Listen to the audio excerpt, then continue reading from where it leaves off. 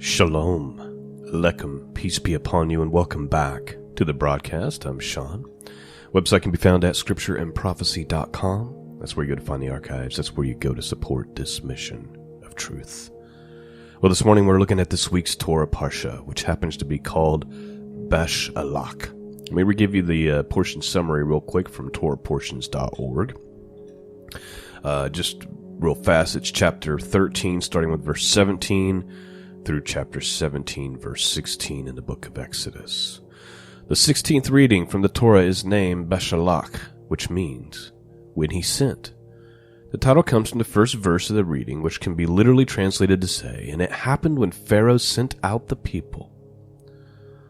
The reading tells of the adventures of the Israelites as they leave Egypt, cross the Red Sea, receive miraculous provisions in the wilderness, and face their first battle.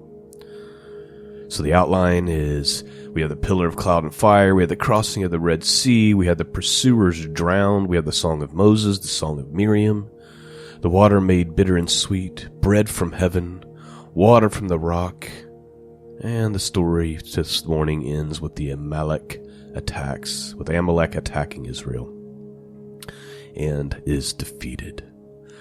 So that is what is on the agenda this morning. So let's see, quite a bit of reading, 3.5 chapters or so, and a lot takes place in our story this morning. Let me just start by reading the first verse, and then I'm going to read this little tiny paragraph of devotional from torahportions.org that I just thought really kind of sets the stage. So let's begin. I'm still reading from the Hallelujah Scriptures. And just so you know, I don't think that the Hallelujah Scriptures is necessarily the best translation. But it's great if you're a student of Hebrew and to give you some vocabulary. And it's a balance between, there could be some better words used here. We don't necessarily need to know the Hebrew name of Egypt is Mitzrayim. But at the same time, you have the balance of, God's name.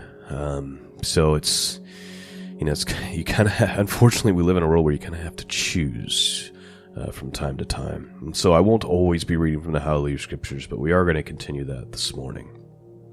All right. Long enough introduction. Let's begin our study. The book of Exodus, Torah Parsha Beshalach, starting chapter 13 with verse 17.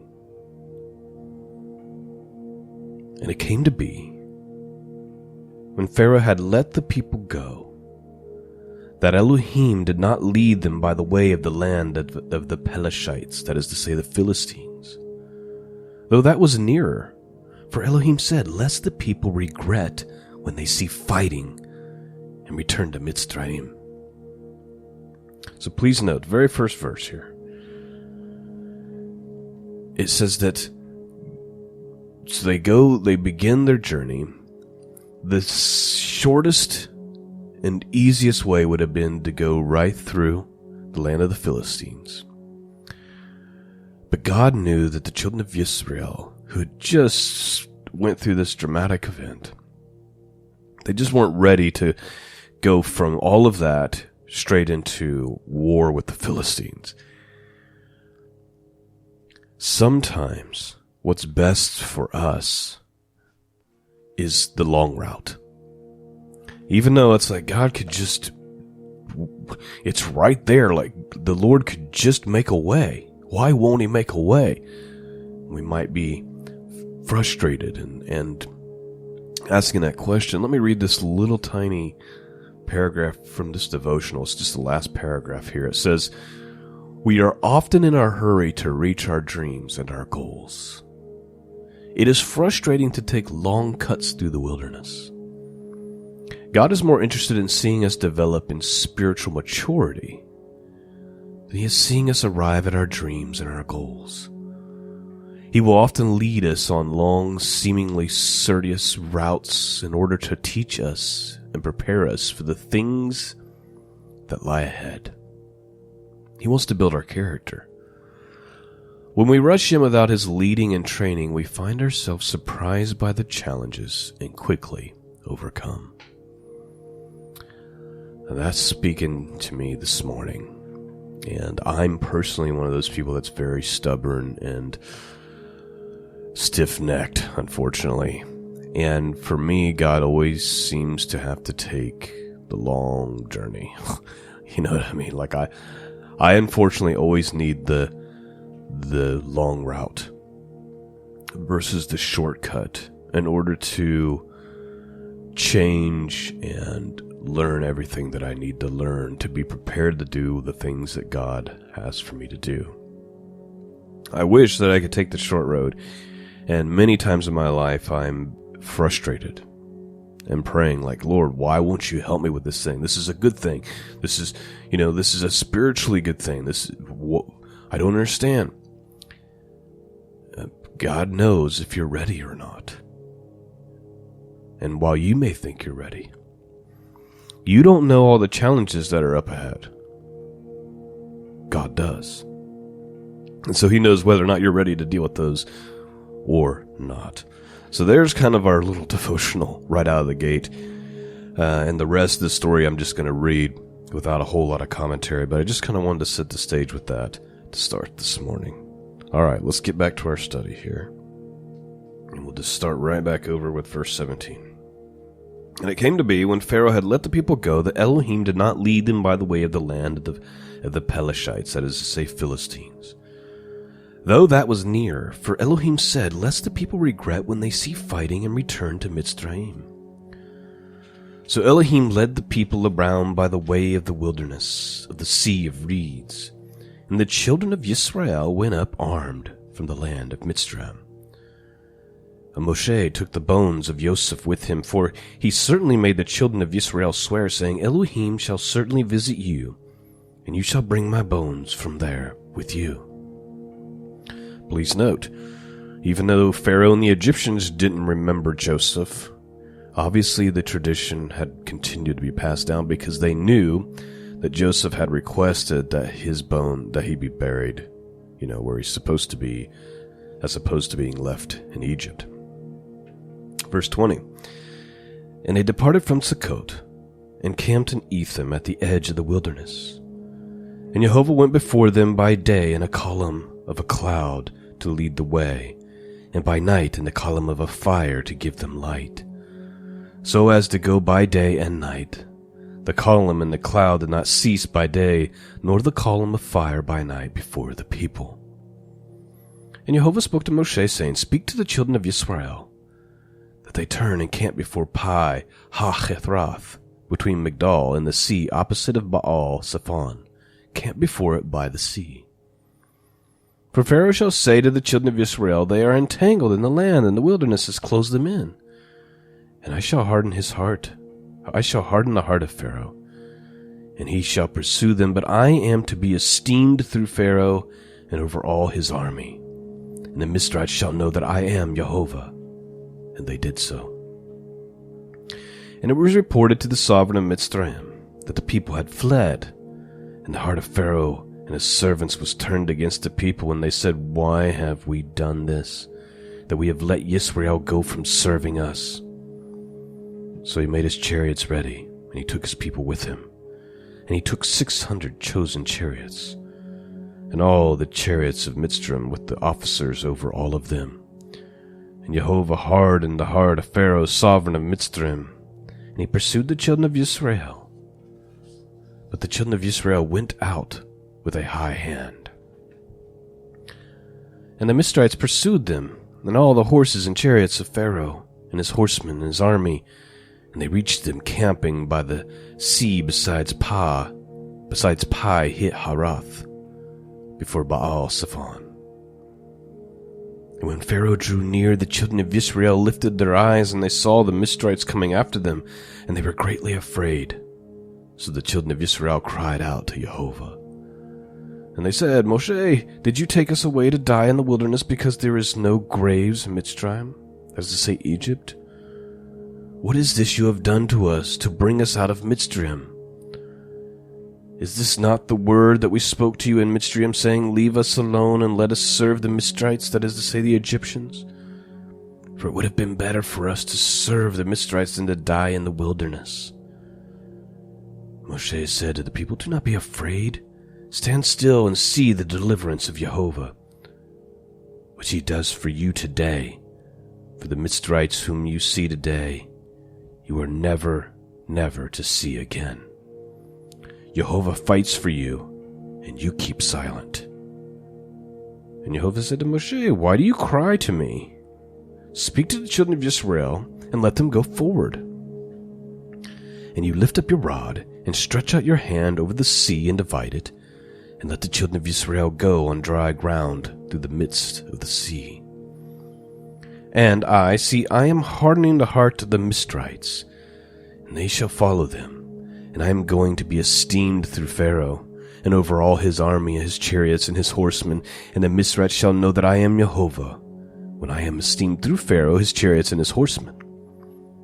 And the messenger of Elohim, who went before the camp of Yisrael, moved and went behind them, and a column of a cloud went from before them and stood behind them, and came between the camp of the Mitzrites and the camp of Yisrael. And it was the cloud and the darkness, and it gave light by night, and the one did not come near the other all the night. By the way, please note, some of these things are hard to imagine. The column of fire and this cloud, and then it stands in between Egypt and the Israelites. I mean, the things that they are seeing are unfathomable. And yet, because they have the same human condition that we have, it's like they have amnesia, right? Don't we all have this? Spiritual amnesia. God shows up, does something for us, and before you know it, we're afraid, discouraged, and lacking faith again. They're seeing all these incredible miracles. They're literally seeing this cloud and this pillar of fire, and still afraid. And they're like, Moses, why'd you bring us out here to die? Were there not enough graves in Egypt? And now they're about to see one of arguably the greatest miracle recorded in the Bible. The sea parted, where there's walls of water on each side, and they're able to walk across on dry land. You know, some things you could really try to just chalk up to a natural event. Well, the flood, right? Like, well, it just really rained a lot and all the waters underneath the earth broke. I mean, we know that that's ridiculous and that that's God done. Only God could do such a thing, but one could try to argue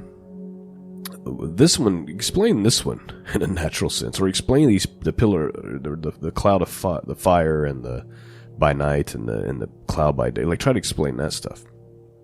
The things they were seeing were amazing. Let me just read that part again. The messenger of Elohim, who went before the camp of Yisrael, moved and went behind them, and the column of the cloud went from before them and stood behind them, and it came between the camp of the Mitzrites and the camp of Yisrael, and it was a cloud and the darkness, and it gave light by night, and the one did not come near the other all the night. And Moshe stretched out his hand over the sea, and Yehovah caused the sea to go back by a strong east wind all that night. And he made the sea into dry land, and the waters were divided, and the children of Israel went into the midst of the sea on dry ground, and the waters were a wall to them on their right and on their left. The Mitzrites pursued and went after them into the midst of the sea, all the horses of Pharaoh and his chariots and his horsemen. And it came to be in the morning watch that Yehovah locked down upon the army of the Mitzrites through the column of fire and cloud, and he brought the army of the Mitzrites into confusion. And he took off their chariot wheels, so that they drove them with difficulty. And the Mitzrites said, Let us flee from the face of Yisrael, for Yehovah fights for them against the Mitzrites. Then Yehovah said to Moshe, Stretch out your hand over the sea, and let the waters come back upon the Mitzrites, on their chariots, and on their horsemen. please note, I just have to make this point. Does God need Moses to stretch out his staff in order to do these things? The obvious answer is no. Why is he doing it then? I would argue it's so that the people of Israel understand that God is using and working through Moses, that he is to be respected and treated with reverence because he is God's chosen man. He doesn't need Moses to raise his staff, but he wants Moses to do that so the people will see that he is working through him. That is my opinion on why that's going on. Verse 27, and Moshe stretched out his hand over the sea, and the sea returned to its usual flow. At the break of day, with the Midianites fleeing into it, thus Yehovah overthrew the Midianites, that is to say the Egyptians, in the midst of the sea.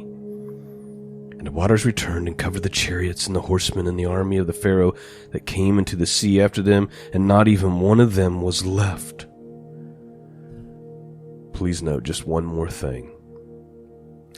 You can do this research yourself. You're not going to find, it's not going to be in the mainstream, but it has been discovered, and any scientist worth their salt who studies these things knows that this is the truth, even though that's not really spoken much to the public, and that is the fact that they have found chariots and chariot wheels under the sea.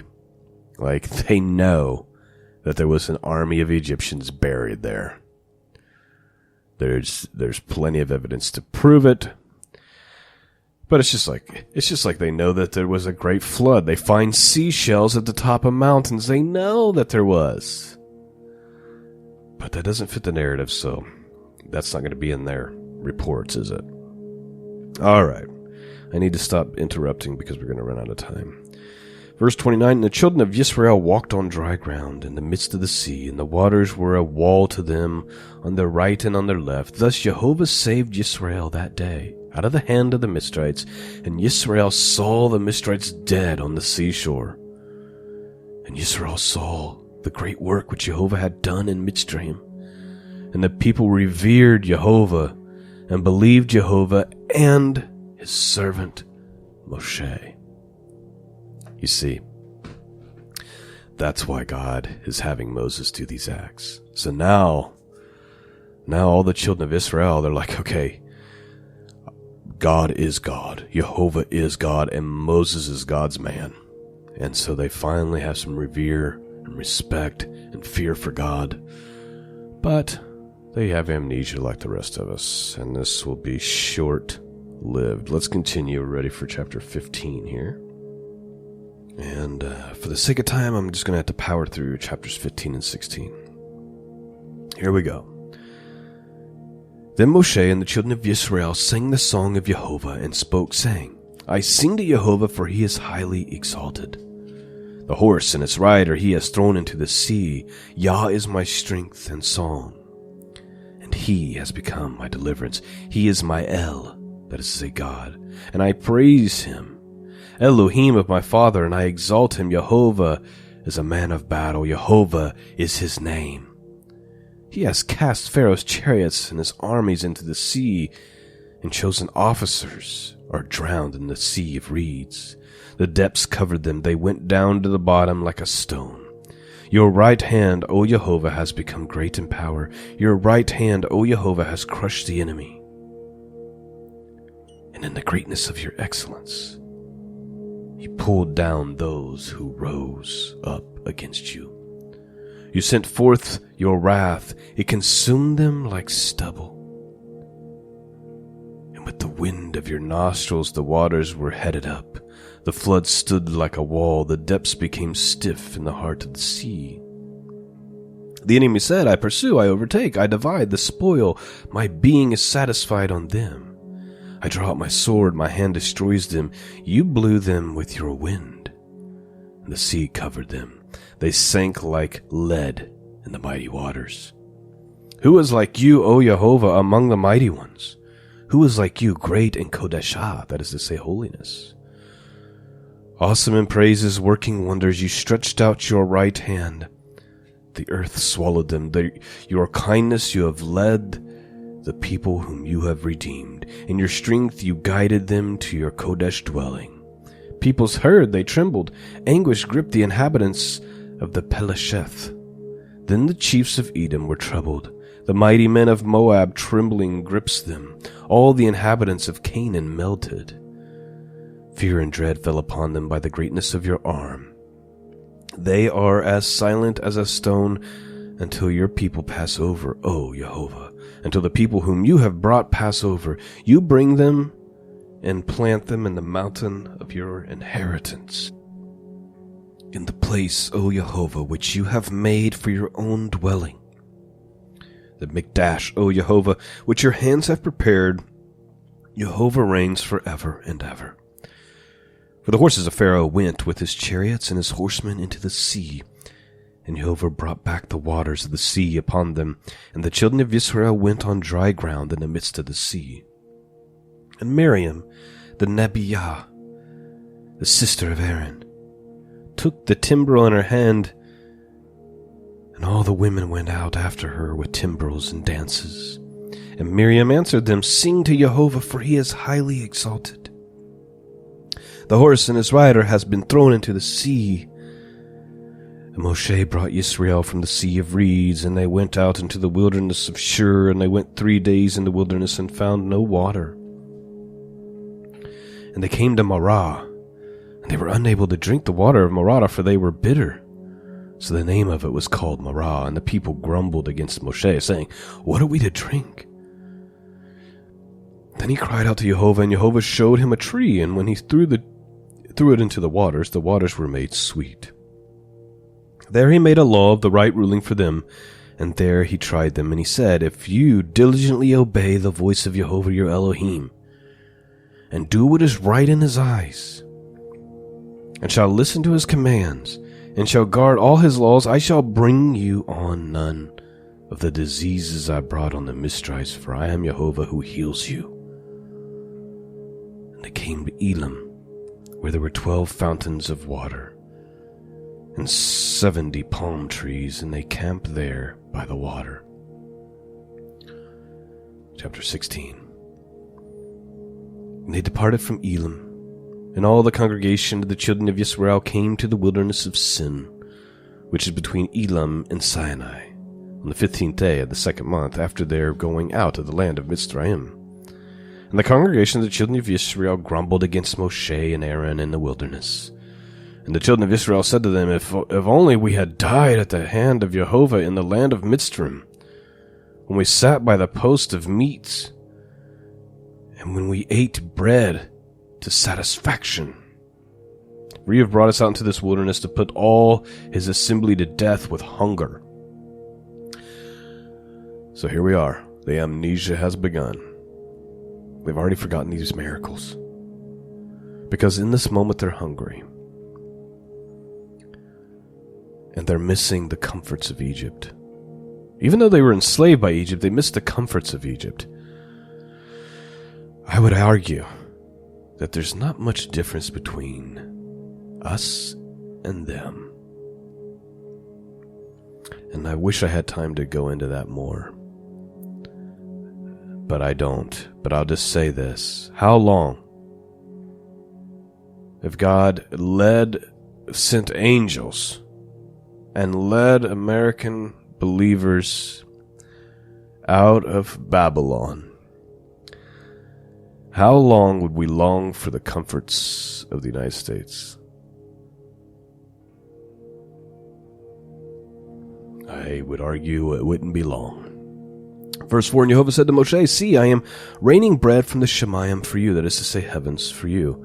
And the people shall go out and gather a day's portion every day, in order to try them whether they walk in my Torah or not. And it shall be on the 6th day that they shall prepare what they bring in, and it shall be twice as much as they gather daily. And Moshe and Aaron said to all the children of Israel, At evening you shall know that Yehovah has brought you out of the land of Mitzrayim. And in the morning you shall see the esteem of Yehovah, for he hears your grumblings against Yehovah. And what are we that you grumble against us? And Moshe said, and that Yehovah gives you meat to eat in the evening, and in the morning bread to satisfaction, for Yehovah hears your grumblings which you make against him, and what are we? Your grumblings are not against us, but against Yehovah. And Moshe said to Aaron, say to all the congregation of the children of Israel, come near before Yehovah, for he has heard your grumblings. By the way, notice that what's being said to the Israelites is, yeah, you think you're grumbling against me and Aaron, but God knows the heart. You're actually grumbling against him, and he knows it.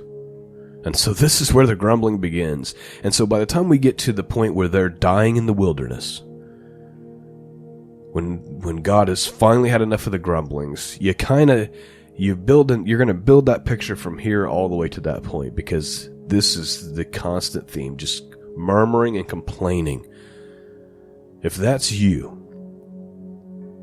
if you're the one who murmurs and complains constantly, and God help me, I'm looking in the mirror when I say this, we need to take that very seriously, because his attitude about that is being demonstrated here with the Israelites. Continuing on. And it came to be, as Aaron spoke to all the congregation of the children of Israel, that they looked toward the wilderness, and see, the esteem of Yehovah appeared in the cloud. And Yehovah spoke to Moshe, saying, I have heard the grumblings of the children of Israel. Speak to them, saying, between the evenings you are to eat meat, and in the morning you are able to be satisfied with bread. And you shall know that I am Yehovah your Elohim. And it came to be that the quails came up at evening, covered the camp, and in the morning dew lay around all the camp. And when the layer of dew went up, and see, on the surface of the wilderness was a small round substance, as fine as frost on the ground. And the children of Israel saw that and they said to each other, what is it? For they did not know what it was. And Moshe said to them, it is the bread which Yehovah has given you to eat. This is the word which Yehovah has commanded. Let every man gather it according to each one's need, an omer for each being, according to the number of beings. Let every man take for those who are in his tent. And the children of Israel did so, and they gathered some more and some less. And they measured it by the omers, and he who gathered much did not have too much, and he who gathered little did not have too little. Each one gathered according to his need. And Moshe said, let no one leave any of it till morning. And they did not listen to Moshe. So some of them left part of it until the morning, and it bred worms and stank. Moshe was wroth with them. Please note, so God is trying to teach them that he's going to provide them exactly what they need. And if they try to hoard it, that's going to go badly. And some of them did try to hoard it, and they tried to hoard the bread, and it spoiled by the next morning, and you had worms and things of that nature. God is teaching them a lesson that he is the provider. He's given them meat at night by sending in the quails, and in the morning they literally have this spiritual food from heaven. And they still, because they're human beings, corrupted by sin, like all of us, they still can't trust. They're like, well, we better hoard some in case God doesn't provide tomorrow. I can't help but see myself in these people. I mean, we have to be honest. We have to examine ourselves with honesty. We're almost done here. Continuing on. And they gathered it every morning, each one according to his need, and when the sun became hot, it melted. And it came to be on the 6th day that they gathered twice as much bread, 2 omers for each one. And all the rules of the congregation came and told Moshe. Rulers of the congregation came and told Moshe. And he said to them, this is what Yehovah has said. Tomorrow is a rest, a Shabbat, Kodesh to Yehovah. So it's a Sabbath, holy to God. That which you bake, bake, and that which you cook, cook. And lay up for yourselves all that is left over to keep it until morning. And they laid it up till morning, and Moshe commanded, and it did not stink, and no worm was in it. And Moshe said, eat it today, for today is the Shabbat to Yehovah. Today you do not find it in the field. Gather it 6 days, but on the 7th day, which is the Shabbath, there is none. And it came to be that some of the people went out on the day of the 7th day to gather, but they found none. And Yehovah said to Moshe, how long shall you refuse to guard my commandments and my Torah? That is to say, my laws. See, because Yehovah has given you the Sabbath, therefore he is giving you bread for 2 days on the 6th day. Let each one of you stay in his place. Do not let anyone go out of his place on the 7th day. So the people rested on the 7th day, and the house of Israel called the name manna. And it was like white corridor seed, and the taste of it was like a thin cake made of honey. Moshe said, This is the word which Yehovah has commanded. Fill an omer with it, and keep it for your congregation, so that they see the bread which I have fed you in the wilderness, when I brought you out of the land of Mitzrayim. And Moshe said to Aaron, Take a pot, and put some of the omer and manna in it, and put it down before Yehovah to keep for your generations. As Yehovah commanded Moshe, so Aaron put it down in the witness to keep. And the children of Israel ate manna 40 years, until they came to the inhabited land, and they ate manna until they came to the border of the land of Canaan. An omer is 1/10 of an ephah. Chapter 17. 16 more verses, and then we'll be finished here. And all the congregation of the children of Israel departed on their journey from the wilderness of Sin, according to the command of Yehovah, and camped in Rephidim. And there was no water for the people to drink. Therefore the people strove with Moshe and said, Give us water to drink. And Moshe said to them, Why do you strive with me? Why do you try Yehovah? And the people thirsted there for water. And the people grumbled against Moshe and said, Why did you bring us out of Mitzrayim to kill us and our children and our livestock with thirst? And then Moshe cried out to Yehovah, saying, What am I to do with this people? And yet a little they shall stone me. And Yehovah said to Moshe, Pass over before the people, and take with you some of the elders of Israel, and take in your hand the rod which you struck the river, and go. See, I am standing before you, there on a rock in Horeb, and you shall smite the rock, and water shall come out of it, and the people shall drink. And Moshe did so before the eyes of the elders of Israel. And he called the name of the place Massah and Meribah, because of the strife of the children of Israel, and because they tried Yehovah, saying, Is Yehovah in our midst or not? And Amalek came and fought with Israel in Rephidim. And Moshe said to Yahushua, Choose for us men, and go out. Fight with Amalek. Tomorrow I am stationing myself on the top of the hill, with the rod of Elohim in my hand.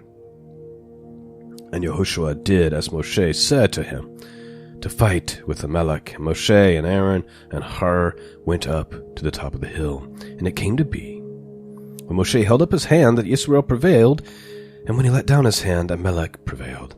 But Moshe's hands were heavy, so they took a stone and put him under it, and he sat on it, and Aaron and Hur supported his hands, one on one side and the other on the other side, and his hands were steady until the going down of the sun. And Yahushua defeated Amalek and the people with the edge of the sword. And Yehovah said to Moshe, Write this for a remembrance in a book, and recite it in the hearing of Yahushua, that I shall completely blot out the remembrance of Amalek from under the Shamayim. And Moshe built an altar, and he called its name Yehovah Nissi. For he said, Because a hand is on the throne of Yah, Yehovah is to fight against Amalek from generation to generation. And that, my friends, is the end of our Parsha for this week. And I am out of time, but I pray that you've been blessed and strengthened, and that these words have spoken to you this morning. Please consider supporting the mission of truth by going to scriptureandprophecy.com. There's a support and donate tab at the top. And of course, your prayers are always much coveted. That's all I have for you this morning. Shalom Aleichem. Peace be upon you. And until next time, God bless.